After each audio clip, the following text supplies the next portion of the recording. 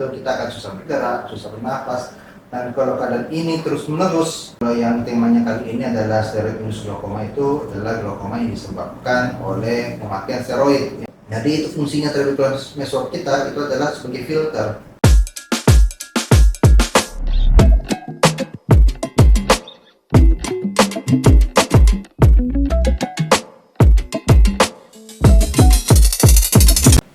Halo Sobat Simata, senang sekali bisa menyapa Anda dalam program Baca Podcast Mata Bicara. Dalam rangka World Glaucoma Week 2026, hari ini kita akan membahas satu topik yang sangat penting dan dekat dengan kehidupan sehari-hari, yaitu bagaimana penggunaan obat mata, terutama obat yang mengandung steroid yang dapat mempengaruhi kesehatan mata kita. Seringkali kalau kita mata merah ataupun merasa tidak nyaman, banyak orang yang langsung membeli obat mata sendiri tanpa mengetahui kandungannya. Padahal beberapa obat tertentu bila digunakan dengan tidak tepat dapat meningkatkan tekanan bola mata dan berisiko menyebabkan glaukoma. Hari ini kita akan membahas lebih dalam dan kita sudah bersama narasumber kita yang ahli di bidangnya, yaitu Dr. Muhammad Fadil SPM selaku dokter mata di Rumah Sakit Mata Makassar Talasasi. Selamat pagi dok, apa kabar dok? Oke dok, jadi kita langsung saja ya dok ya. Terima kasih sudah meluangkan waktu hari ini untuk berbincang-bincang dengan kami. Jadi dok, yang pertama dok, kalau mendengar kata glaukoma, banyak orang yang langsung merasa bahwa ini adalah penyakit yang berat dok. Nah, sebenarnya glaukoma itu apa sih dok? Dan kenapa sering glaukoma itu disebut sebagai silent peak of sight? Oke, jadi glaukoma ini adalah suatu penyakit ya yang menyebabkan kerusakan pada saraf mata, yang lebih tepatnya itu di nervus optik. Disebabkan oleh tekanan bola mata yang tinggi sehingga menekan saraf matanya sehingga terjadi penipisan atau kerusakan. Jadi kalau saya biasanya kasih analogi ke pasien, jadi dianggaplah ini ruangan ini bola mata ya. Jadi ruangan ini kan ada kapasitasnya ya. Jadi ada kapasitas normalnya, misalnya 20 orang. Kita bisa bernafas, kita bisa bergerak. Kalau misalnya ruangan ini diisi 50 orang, apa yang terjadi? Jadi itu kita akan susah bergerak, susah bernafas. Dan kalau keadaan ini terus menerus berlangsung lama, maka 50 orang itu pasti akan ada yang pingsan, ada yang mati. Nah, kalau kejadian itu misalnya terjadi, misalnya ruangan yang kapasitas 90 orang diisi 50 orang, kira-kira 50 orang itu apa yang dilakukan? Maka yang dilakukan itu adalah dia akan berusaha mencari jalan keluar dengan cara seperti apa. Misalnya kita di ruangan dok, kira-kira kalau dokter di ruangan ini 50 orang, ruangannya kapasitasnya cuma 20 orang, dokter mau cari keluar dari mana? Cari jalan pintu keluar. Apakah dokter menjebol atap, dinding atau pintu? Pintu. Tentu kita akan jebol yang paling lemah ya, paling, jadi kalau di dalam mata itu yang paling lemah ya tentu nervus optik kita. Kalau kita masuk ke topik utama kita hari ini, jadi apa sih yang dimaksud dengan steroid induced glaukoma itu dok, dan mengapa kondisi ini penting kita sampaikan kepada masyarakat? Oh ya, jadi glaukoma itu banyak penyebabnya ya. Jadi kalau yang temanya kali ini adalah steroid induced glaukoma, itu adalah glaukoma yang disebabkan oleh pemakaian steroid yang berlebihan. Ini termasuk glaukoma sekunder, artinya glaukoma yang disebabkan oleh penyebab yang lain, bukan primar ya. Jadi di zaman sekarang, bahkan dari dulu itu kalau pasien sakit mata, hampir selalu itu datang ke apotek dikasihnya apa? Dan itu sering pakai pasien, dok saya pakai obat ini sudah lama. Iya sudah lama dok. Begitu kita cek, ternyata itu tekanan bola matanya tinggi walaupun pasien tidak ada keluhan. Nah itu lihat kenapa dia disebut pencuri penglihatan ya. Jadi glaukoma itu ada glaukoma akut itu orang biasanya akan datang karena sakit. Tapi yang kayak glaukoma yang kronik itu bahkan tidak ada keluhan. Nyeri mungkin ada, tapi kan pasien biasa rasa kayak sakit kepala, pusing-pusing, mungkin jarang minum obat hilang. Terus penglihatan pun tidak seperti katarak yang ada awan-awan. Kalau glaukoma itu penglihatannya itu seperti menyempit. Jadi kadang sudah stadium lanjut baru pasien merasakan ada keluhan. Kalau saya tutup mata kenapa kayak menyempit ini penglihatan tuh. Nah, seperti itu. Itulah kenapa dia disebut pencuri penglihatan, karena kita kadang tidak sadar dan bahkan di nanti stadium lanjut baru kita merasakan. Jadi inilah alasannya mengapa glaukoma ini disebut silent optics. Ya. Seperti itu. Dan bagaimana sebenarnya obat steroid ini bisa menyebabkan tekanan bola mata itu bisa meningkat? Oke, jadi itu steroid itu kalau pemakaian, jadi pertama gini, steroid itu bisa menyebabkan tekanan bola mata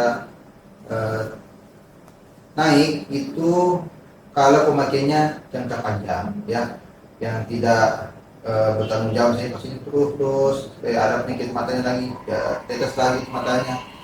Nah, dan apa sih yang terjadi pada mata yang ditetes steroid terus? Sebenarnya bukan steroid topikal saja, tetes atau salep mata.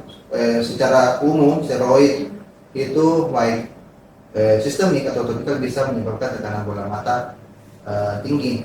Jadi dokter mungkin pernah lihat gambaran mikroskopiknya dari trabecular mesor. Dan itu seperti anyaman kan? Anyaman. Jadi itu fungsinya trabecular mesor kita itu adalah sebagai filter. Sebagai filter. Jadi dia memfilter debris sel, dia memfilter protein, dia memfilter sel radang. Misalnya kita lagi infeksi matanya, kita akan ada sel radang itu dia difilter oleh dari anyaman trabecular mesor gitu. Nah, pada pasien dengan steroid indus glaukoma itu anyaman-anyamannya itu menjadi tebal dan lebih kaku. Yang seharusnya kalau tekanan tinggi itu anyaman-anyaman dia meregang, sehingga dia bisa mengatur tekanan bola mata. Jadi kalau lagi tinggi dia meregang, kalau dia tekanannya lagi normal dia menyusut kembali. Nah, faktor kedua yaitu ada fungsi yang hilang pada pasien dengan penggunaan steroid jangka panjang, yaitu kemampuan fagositosis, yaitu kemampuan memakan sel-sel debris itu. Nah, jadi kalau misalnya debris itu tidak bisa dibersihkan, maka tentu akan terjadi penyumbatan di trabecular mesor. Jadi trabecular mesor itu sebenarnya drainase tempat umur aqueous keluar. Sama kayak kita di kamar mandi, ada kamar mandi kita akan membuangkan. Kalau misalnya diisi rambut, tentu akan tergenang. Jadi caranya bagaimana ya, rambutnya harus dibersihkan. Kurang lebih seperti itu. Nah, terus dok, kan steroid ini yang sebenarnya ini dalam bentuk apa saja dok yang bisa meningkatkan tekanan bola mata? Karena mungkin masyarakat mungkin hanya mengenal obat tetes mata yang mengandung steroid itu. Apakah yang lain dalam bentuk lain juga bisa menyebabkan peningkatan? Iya, benar. Jadi kalau memang dari penelitian itu paling banyak disebabkan oleh yang topikal ya. Topikal itu ya tetes, salep. Walaupun pemakaian jangka panjang dengan pemakaian sistemik, misalnya pada pasien autoimun juga memiliki potensi untuk menaikkan tekanan bola mata. Walaupun untuk terjadinya katarak subkapsul posterior lebih tinggi dibandingkan glaukoma. Tetap jadi kalau ada pasien dengan pemakaian steroid lama, mungkin karena autoimun dan penyakit lainnya, ya, wajib untuk memeriksakan keadaan mata screening setidaknya.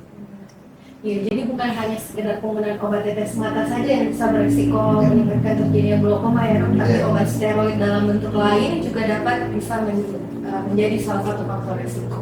Dok, siapa saja dok yang paling berisiko mengalami steroid indus glaukoma ini? Jadi yang berisiko itu sebenarnya ada ya orang-orang yang namanya steroid responder ya. Jadi dia sangat berespon terhadap steroid. Pemakaian steroid yang sebentar saja bahkan dia naik tekanannya. Nah, untuk kasus-kasus selain pasien dengan steroid responder yaitu pasien-pasien dengan yang tinggi. Dengan yang tinggi itu sudah terjadi perubahan dari struktur bola matanya. Terus pasien-pasien dengan penyakit sistemik kayak penyakit diabetes mellitus.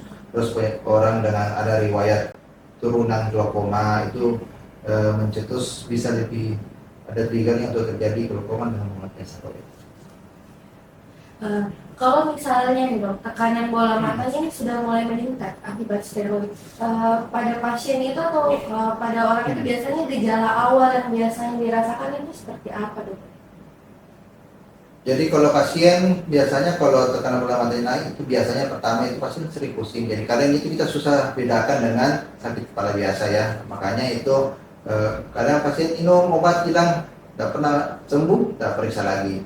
Terus kedua ya biasanya kalau ada keluhan ini biasanya pasien berobat, kayak ada kayak jadi seperti halo kayak cahaya-cahaya lingkaran, betul kenapa sih kayak ada pelangi-pelangi kayak lingkaran. Nah, biasanya itu tanda khas dari gejala glaukoma awal ya.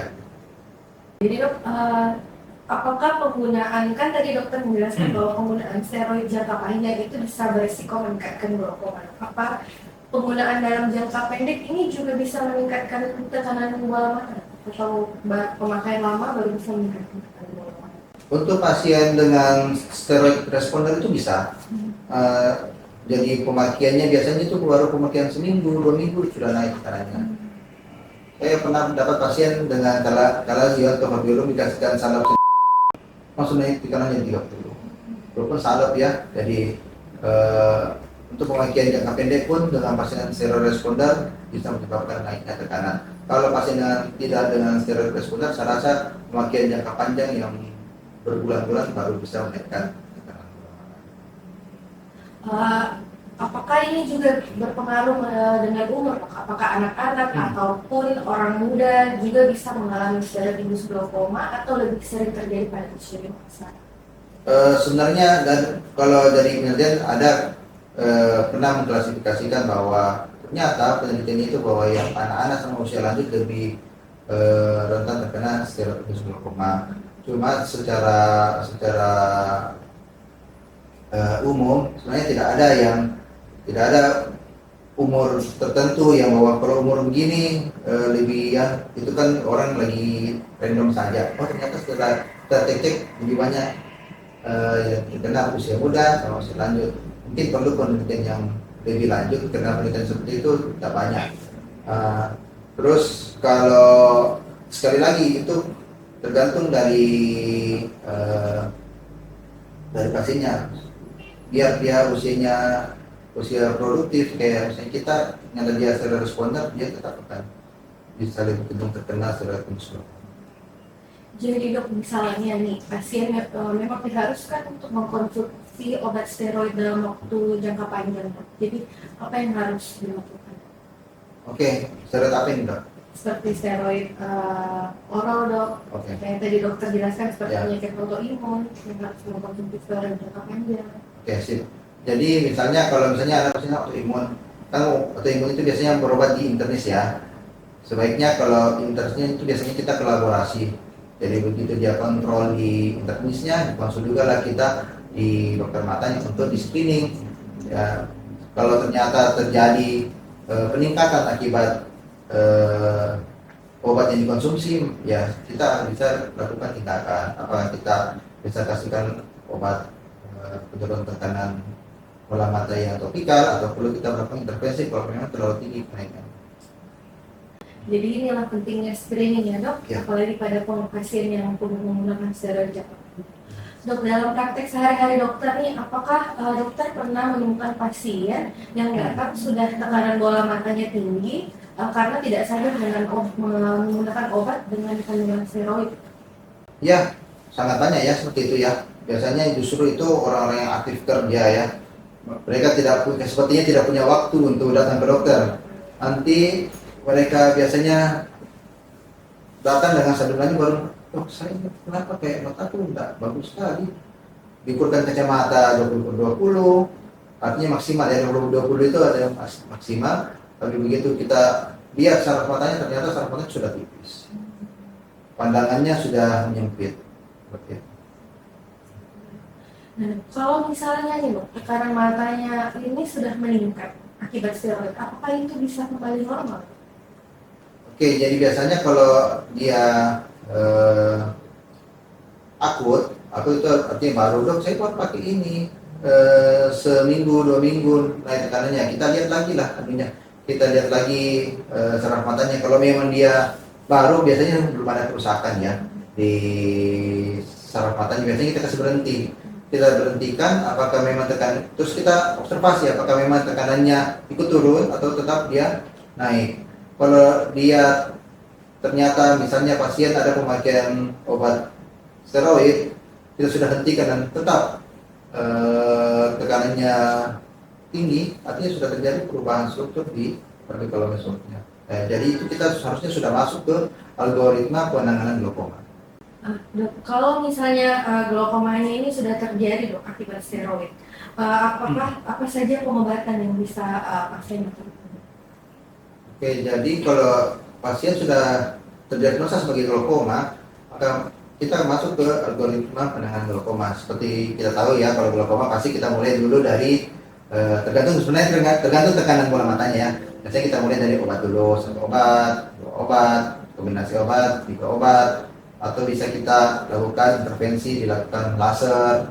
Kalau steroid indus glaukoma itu biasanya paling banyak dia jenisnya POAG ya, SOAG, secondary open angle glaucoma. Biasanya kita laser SLT. Kalau ternyata masih tetap tinggi, setelah SLT kita lakukan operasi. Operasi ada lagi level-levelnya. Kita bisa lakukan mix, misalnya kayak goniotomi, terus kita bisa trabekulektomi. Paling mantap ya ujungnya. Kalau semua tidak bisa, kita lakukan implan GDD. Jadi sangat banyak ya dok untuk pengobatannya.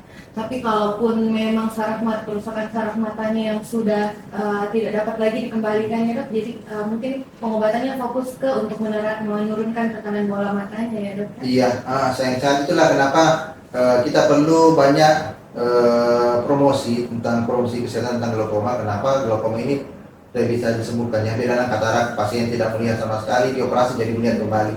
Glaukoma ya, misalnya pasien datang, kita anggap 100% ke fungsi matanya, fungsi penglihatannya, lapang pandanya sisa 60%. Kita terapi itu bukan untuk kasih naik jadi 100%, kita menjaga jangan sampai 60% ini turun jadi 50%, 40% atau bahkan 0. Jadi dok, apakah ada cara sederhana bagi masyarakat ini untuk mengenali apakah obat tetes mata yang dibeli sendiri ini mengandung steroid atau tidak? Ya, jadi sebenarnya itu steroid sebenarnya kalau masyarakatnya kritis ya, itu sebenarnya bisa kita lihat di botolnya tuh ada kandungan steroidnya. Biasanya kan kalau steroid ada son-sonnya ya. Ya kita steroid itu ada level-levelnya juga steroid. Jadi semakin tinggi level dari steroid itu maka semakin bisa menyebabkan steroid indus glaukoma. Jadi kalau biasanya pasien kalau cerdas itu biasa berkata, dok ini obatnya apa kandungan isinya? Berarti pasiennya itu harus lebih aware ya dok mengenai kandungan obat yang mereka beli. Nah, seperti itu. Ya dok, sebagai penutup nih dok, ya, siap. apa pesan yang paling penting untuk masyarakat terkait penggunaan obat mata agar tetap aman bagi kesehatan penglihatan? Ya, kalau saya mata kita tinggal di kota atau di daerah yang masih bisa kita jangkau fasilitas kesehatan matanya. Kalau ada sesuatu di mata sebaiknya kita datang ke dokter mata ya, karena mata itu pertama kalau misalnya kan biasa ada pasien sakit mata biasa yang tahu biasa atau tidak itu kan setelah kita periksa ya. Kadang yang dianggap biasa tidak biasa, mata merah yang seharusnya orang bilang konjungtivitis itu biasa ternyata keratitis. Itu bisa menyebabkan luka di mata permanen, akhirnya efeknya di bawah seumur hidup kalau dia sudah jadi sicatrix. Itu juga kalau misalnya sering kepalanya sakit, ya sekali-sekali datanglah ke dokter mata. Mungkin butuh kacamata, alhamdulillah kalau cuma butuh kacamata. Kalau ternyata tekanan bola matanya tinggi, kita bisa tangani.